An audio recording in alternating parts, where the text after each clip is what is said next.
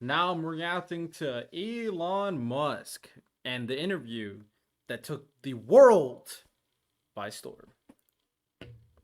To begin this morning, a I wonder if CBS is gonna let me publish this. Actually, if anything, I could turn this into a clip. man who truly needs no introduction, Elon Musk. He's talking with David Pogue.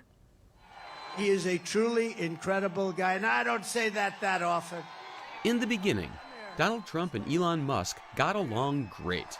Take over, Elon, just take over. Musk spent. Trump welcomed Musk's idea to create a Department of Governance. But the interview didn't get off to a smooth start. I noticed that all of your businesses involve a lot of components, a lot of parts. Do the tariffs and the trade wars affect any of this? You know, tariffs always affect things a little bit. Wondering what your thought is on the ban on foreign students, the proposal. I mean, you were one of those kids, right? Yeah, I think we want to stick to, the subject of the day, which is like spaceships, as opposed to, presidential policy. Oh, okay. So that's a yes. I don't like that. It's okay. I was told anything's good, but No. But Musk was willing to talk about the Doge firestorm. you've spoken about Oh man, you can tell when someone wants to say something, but they won't. But now, recently, Elon Musk has been pretty loud on Twitter. how much of a grind and a stress it was on you. And, Tesla's reputation took a hit, your reputation took a hit. People are very upset about Social Security and national parks and air traffic and food safety and cancer research, Alzheimer's research. Now they've had a chance to look at it. Yeah. Might there have been a different approach? Yeah, I think what was starting to happen was that, it's a bit unfair because, Doge became the whooping boy for everything. So if there was some cut, real or imagined, everyone would blame Doge. I've had people think that, somehow Doge is going to stop them from getting their Social Security check, which is completely untrue. Well, I guess I was just thinking about the, move fast and break things, before you really understand what the agency does. Yeah, I guess part of it is. Actually, I want to Move rewind that. I fast think and there's break something. things, I think there's something there that I can dissect. look at it. Yeah. Might cancer research, Alzheimer's research. Now they've had a chance to look at it. Yeah. Might there have been a different approach? Yeah, I think what was starting to happen was that, it's a bit unfair because, Doge became the whooping boy for everything. So if there was some cut, real or imagined, everyone would blame Doge. I've had people think that, somehow Doge is going to stop them from getting their Social Security check, which is completely untrue. Well, I guess I was just thinking about the, move fast and break things, before you really understand what the agency does. Yeah, I guess part of it is depends on where you're coming from.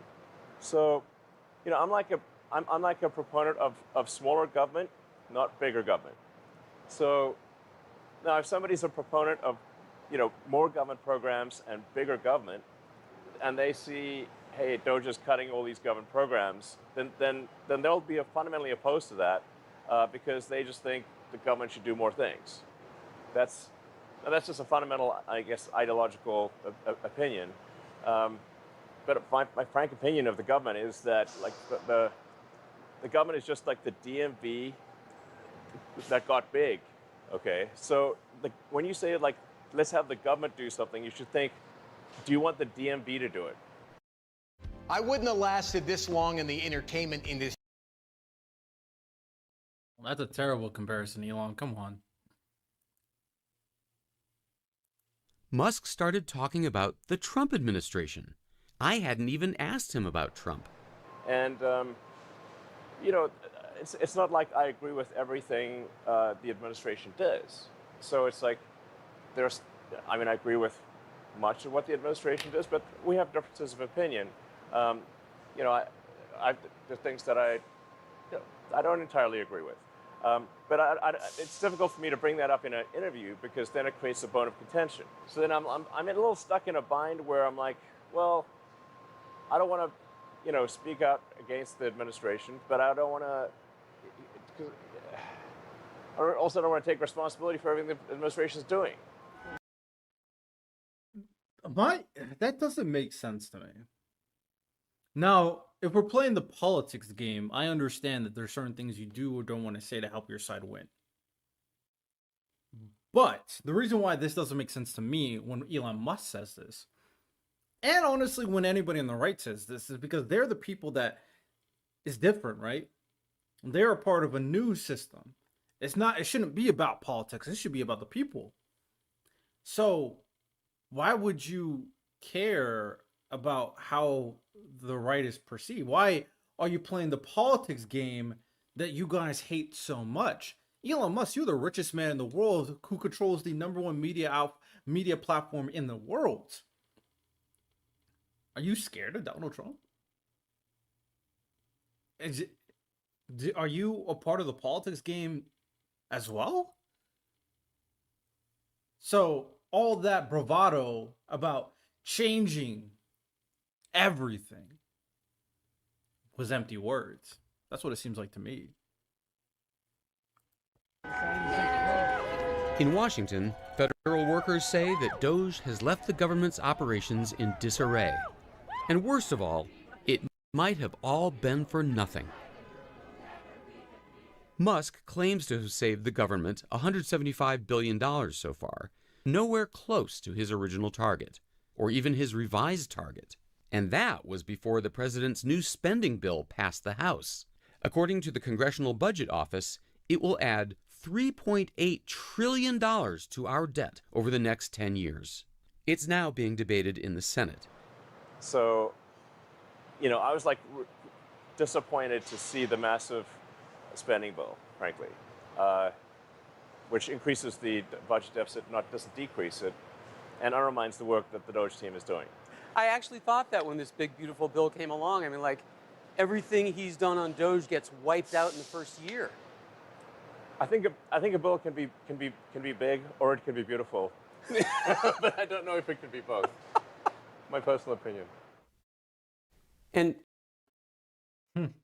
Ever since then, he's been kind of going wild on Twitter, making a lot of stir in the conversation of the validity of this bill that I should check out at some point, but I've been streaming for 2 hours already. Jesus. This is seeing Elon unleash is interesting, but he's yet to call out Donald Trump. So right now we're just waiting. When he calls out Donald Trump by name, and when Donald Trump calls Elon out by name, because Donald Trump always calls out his adversaries. Anybody who betrays his cult, he calls them out. He just called out Rand Paul recently. So, it's only a matter of time until Donald Trump officially calls out Elon Musk. But does he want to call out the richest man in the world? I don't know. See, intended to work on Doge part-time. Doge is going to continue, just it's as a way of life, and I will have some participation in that. But as I've said publicly, my focus has to be on the companies at this point. Truth is, at Planet Fit. Beam bop, bam. Damn.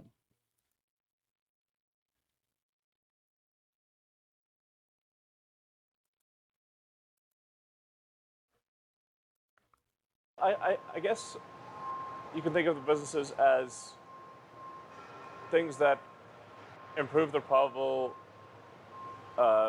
trajectory of civilization. So, for making life multiplanetary or extending life to... I don't care about the rest of the interview. Elon Musk versus Donald Trump. Where are we going to go from here? That is the question.